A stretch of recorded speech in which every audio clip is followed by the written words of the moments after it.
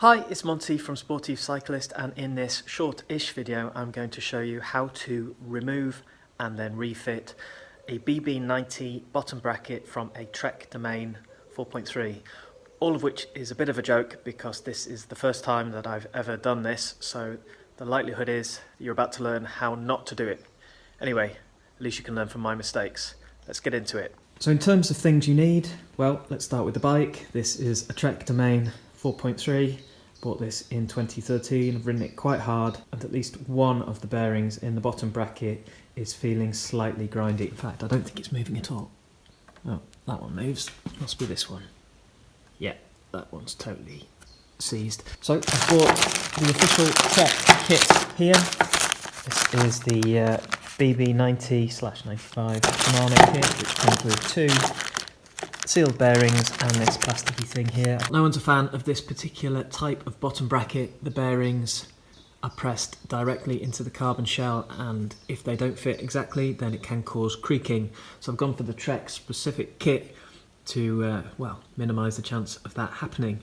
So the first task is to get the bearings out, and in order to do that, I have invested in a Park Tool BB90 90.3 press fit bottom bracket bearing tool set, which you're about to see me use. So with this bottom bracket removal tool, you get the tool itself. You also get these two bits here which go with the bearing press in order to insert the new bearings into the right position. Oh, this looks pretty lethal. The idea is this bit goes into the bottom bracket thusly. You push it through until it clicks, and then we hammer it back through the other way in order that this bit pushes out the bearing.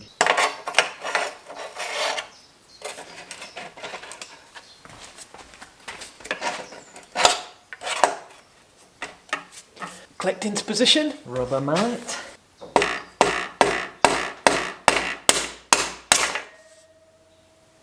Well, that didn't work. Oh, it sort of worked. Let's do that again.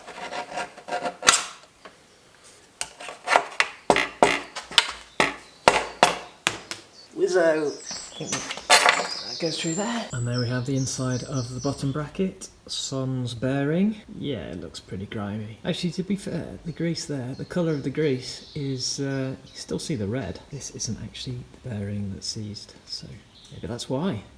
Right, onward. Let's get the next one out. It's not super easy to see, but what should we call them? The splines of the bottom bracket removal tool have sort of spread out, have splayed out, and are seated against the back side of the bearing itself. So a few smart strikes with the rubber mallet and it pops out. And fingers crossed, Mont has not damaged his carbon frame. A few smart cracks with the hammer.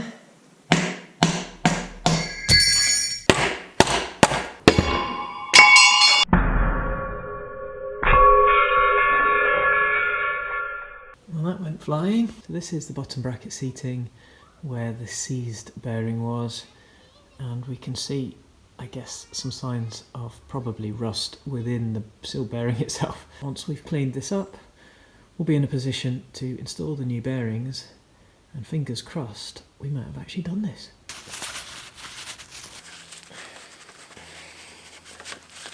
So I can see the plasticky thing is still in there. I'm wondering whether it needs to come out. I do have a replacement one in the Trek kit, whether it's okay just to stay where it is. I'll finish cleaning and then take a view.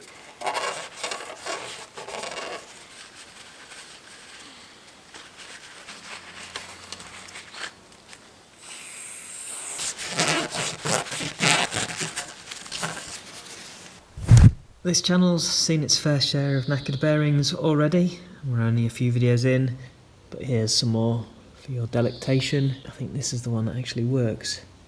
This is the one that is jammed. Bonza. Okay, I've cleaned out the bottom bracket, or rather where the bearings in the bottom bracket sit, and I don't know whether you can see, but I've decided to leave in the plastic sort of housing that fits in. Probably easier to see in the packet itself. So there are two bits of plastic here. One assumes that this bigger one goes in over there, that one goes in here, slots in, and it simply keeps the crank away from, there'll be some cables relating to the gears and maybe the brakes, maybe not, and that keeps the crank shaft away from it. Anyway, it's in reasonable nick. It's a bit of plastic, ain't gonna rust. I'm just a little bit nervous about getting it out. With those cleaned and ready to take the new bearings, I'm going to give that one a go. So wish me luck part 2, I suppose. You also need a bottom bracket bearing press, and I bought this one from Wheels Manufacturing Inc. So these are not super cheap. I think this one was about 70 odd pounds. These are known as drifts. These drifts have a multitude of different sizes here, which should allow me to use this particular tool on future projects. Right, so I don't know if you can see, but on each of these drifts you've got different numbers here which presumably denote different diameters of bearing that can be pressed. Now the BB90 removal tool that I have got also came with its own drifts. These are specific for Trek bearings here. This goes through the bottom bracket, then the drifts go on, then the handles, screw, screw, screw, in it goes. Carbon frame doesn't crack. Winner, winner, chicken dinner. I'm going to use this grease that came with the syringe-like grease gun that I use for my speed play pedals. It is the boop, boop, boop, boop TF2 Ultimate Bike Grease with Teflon surface protector. To the side. How are we going to do this? So that definitely goes through there. I think we're going to try the high risk technique of both on at the same time. So I don't know if you can see, but the bearing got a plasticky lip here, and my understanding is that this is going to sit on the outside. Do these come off? Does someone want a second opinion? So if in doubt, pause, and I have paused the process right here because I have just noticed that the bearings that I've got from Sigma Sport, which are the Trek official ones, come with like a plastic... Oh, let's get them back off here. He says he's already started inserting them. These have got, can you see it? No, not very well. This plasticky lip, which you can see there, which sort of extends to going inside the bearing itself, doesn't quite match what we've got on the previous one. So that was facing out like this. On the inside, no plasticky bit. Plasticky bit. Okay, I've been inside and I have checked, and here are my findings. What we're looking at here is, I think, a dust cover. Now, the old ones didn't have a dust cover attached, but they did used to have like a red rubbery seal, which I do still have. These ones come with the dust cover. It's a sort of a plastic L-shaped piece that fits inside the bearing here. Now it reduces the inner diameter of the bearing slightly. What I have done is tested this with the crank to try and work out whether I should keep the dust seal on or take it off, and well, I may as well show you that. Fits quite neatly onto the crank that is actually turning quite freely. It's a nice tight fit. My current thought is I'm going to fit it with the dust connectors on. See how I get on, really. We're back to installing the press tool. Now I paid for the park tool, so I may as well make use of it. That slots on into there, and then one assumes these go on like this.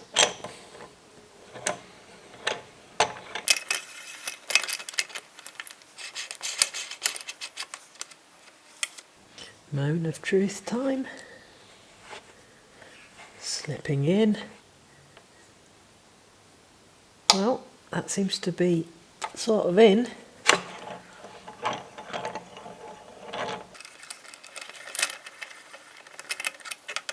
Looks rather neat. Bloody typical. Out of focus.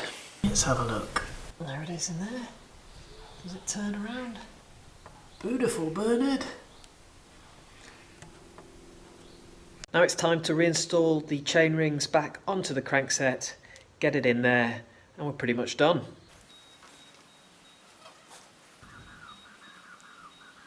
Now, as I discovered when doing a test run, the key thing when putting the crank back into the bottom bracket with these bottom bracket bearings that have the dust covers is to avoid popping out the dust cover on the other side. So I'm going to do this quite carefully. Oh, you beauty. Applying a bit more grease. Right, I'm going to slide the pedal onto here. Do not know which way up this goes. Let's try that way. I'm only sliding those lightly into there. I'm basically not tightening them at all. They're just there to be in position. The key thing when installing the pedal crank is you need to pre-load, I don't know, the tension. Use one of these tools here. It slots into there and then finger tightens. Now don't do what I did when I first fitted a pedal crank and decided that I was going to follow the torque specification to the absolute letter when it came to tightening this pre-tensioning bit here. I ended up tightening it far too tight, mainly because I don't think my torque wrench was sensitive enough, and as a result couldn't get it out and had an absolute nightmare. And that explains why this tool here, which is made of plastic, is so mangled. All it needs is finger tight and then tighten the bolts.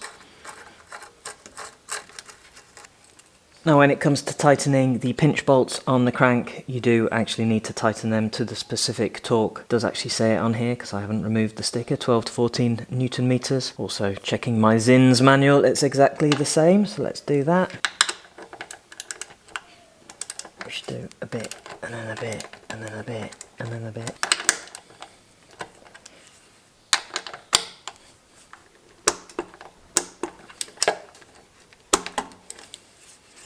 And there we go. So that's actually pretty much it. I managed to install the two new bearings in my BB90 bottom bracket. Both the removal of the old bearings and the installation of the new ones was pretty straightforward, though it did require me to buy two rather expensive tools to do it. So should you try out this piece of bike maintenance at home, I guess it depends whether or not you want to pay for the tools. If you don't, probably makes sense to have your local bike shop do it for you. If you are prepared to invest in the tools, it's not too difficult a task. Hopefully you found this video useful. The only new bit of information that I've shared in this video that I wasn't able to find online was around those dust covers. So if you encounter them in the future, hopefully this has been useful. If you enjoyed this video and you want to see more, please do hit the subscribe button and also give it a like. I've been Monty, this is Sportive Cyclist, the mammal channel. I'll see you in the next video.